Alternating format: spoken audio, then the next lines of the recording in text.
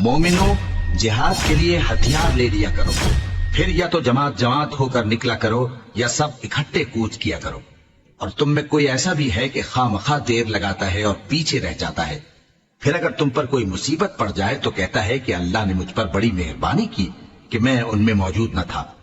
اور اگر اللہ تم پر فضل کرے تو اس طرح سے کہ گویا تم میں اس میں دوستی تھی ہی نہیں، افسوس کرتا اور کہتا ہے کہ کاش میں بھی ان کے ساتھ ہوتا تو مقصد عظیم حاصل ہوتا۔ اب جو لوگ آخرت کو خریدتے اور اس کے بدلے دنیا کی زندگی کو بیچنا چاہتے ہیں، ان کو چاہیے کہ اللہ کی راہ میں جنگ کریں، اور جو شخص اللہ کی راہ میں جنگ کرے پھر شہید ہو جائے یا غلبہ پائے، ہم عنقریب اس کو بڑا ثواب دیں گے۔ اور تم کو کیا ہوا ہے کہ اللہ کی راہ میں اور ان بے بس مردوں اور عورتوں اور بچوں کی خاطر نہیں لڑتے جو دعائیں کیا کرتے ہیں کہ اے پروردگار ہم کو اس شہر سے جس کے رہنے والے ظالم ہیں نکال کر کہیں اور لے جا، اور اپنی طرف سے کسی کو ہمارا حامی بنا اور اپنی ہی طرف سے کسی کو ہمارا مددگار مقرر فرما۔